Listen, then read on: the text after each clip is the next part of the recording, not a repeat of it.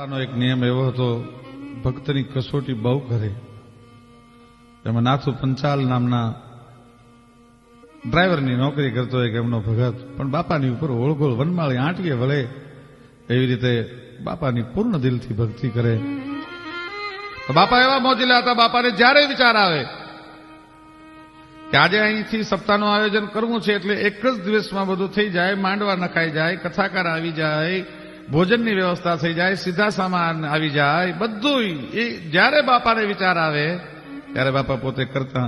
એમાં એક દિવસ આખા ગામને ભેળું કર્યું છે, નાથુભાઈ પંચાલને બોલાવ્યા છે અને પોતે કર્મોદરમાં છેલ્લી સપ્તાહનું આયોજન કરવાની વાત કરે છે. ગામના માણસોને કીધું, તમારી પાસેથી કોઈની પાસેથી એક રૂપિયો લેવો નથી, પણ નાથુ આજ મારે તારી પાસેથી કંઈક લેવું છે.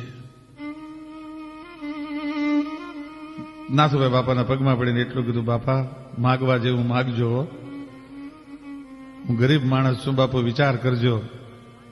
કે નાથુ બીજું મારે કાંઈ નથી જોતું તારી પાસેથી, કાલ સવારે 10,000 રૂપિયા લઈ અને તું આવજે, મારે સપ્તાહ કરવી છે.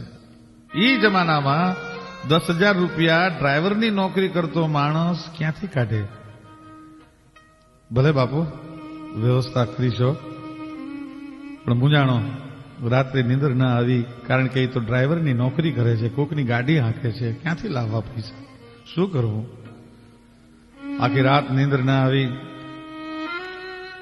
સવારના પોરમાં જે શેઠની ગાડી હાંકતા હતા એ ગાડી એક ઓળખીતાને ત્યાં ગીરવે મૂકી અને 10,000 રૂપિયા લઈ લીધા.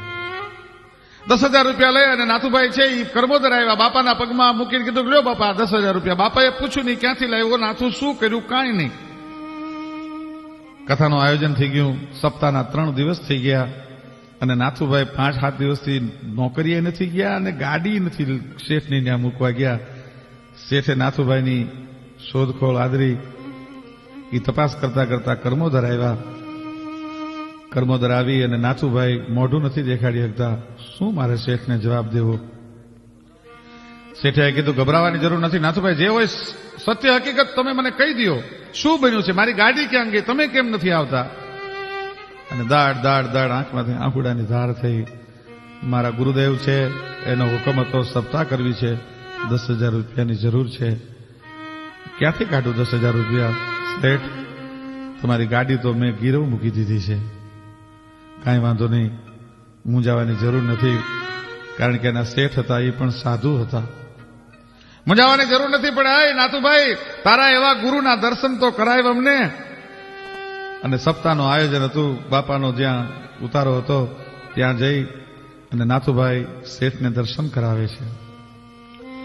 બાપાએ આમ જોયું, શેઠિયાઓ ક્યાંથી આવો છો? બાપુ ભાવનગરથી આવીએ છીએ. એમ, ગામમાં હગાવાના છે, મળવા આવ્યા હતા? તો કે ના બાપુ, મળવા નતો આવ્યા. તો પછી સપ્તાહ સાંભળવા આવ્યા છો? ના બાપુ, સપ્તાહ સાંભળવા નથી આવ્યા. તો વાલા શું કામ આવ્યા?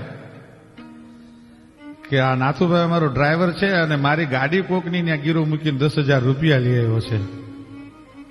આમ જોયું, બાપાની આંખમાં અંગારા અંજાણા. નાથુ અહીંયા આવ. 2 લાફા માર્યા. ગાડી તારા બાપની હતી અને એમ વેચી દેવાય? એમ ગાડીને ગીરો મૂકી દેવાય?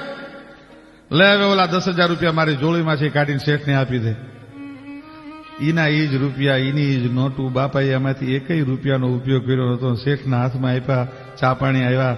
શેઠે કીધું, બાપુ હવે રૂપિયા અમે તમારા ચરણોમાં અર્પણ કરીએ છીએ, મારી ગાડી હું મારી રીતે છોડાવી દઈશ, પણ હવે મારે રૂપિયા ન જોઈ. તમારી જેવો સંત મળ્યો બાપુ, અમારી પૂરો જન્મની કમાણી બધી આજ અમને ભેળી થઈ ગઈ. બાપુ હવે મારે રૂપિયા નથી જોતા. પણ 2 લાફા નાથુભાઈને માર્યા અને એમ કીધેલું, ગાડી તારા બાપની હતી? નાથુભાઈએ કીધું, બાપુ ગાડી મારા બાપની નહોતી, પણ મારા બાપને રૂપિયાની જરૂર હતી એટલે મેં ગાડી ગીરો મૂકી દીધી છે. એ નાથુભાઈને 2 લાફા માર્યા. ડ્રાઈવર હતા, એમાંથી એના ઘરે 2 ગાડી થઈ. અત્યારે એના પરિવાર પાસે 10 ગાડીઓ છે અને પૂરી સંપત્તિમાં આલોટે છે. આવા જબરજસ્ત પરચા પહેલા પરીક્ષા કરે અને પછી 2 લાફાએ 2 ગાડીઓ આપી શકે એવો જબરજસ્ત બાવલીઓ. એના પરચાનો કોઈ પાર ના આવે એવા અનેક પરચા છે બજરંગદાસ બાપાના.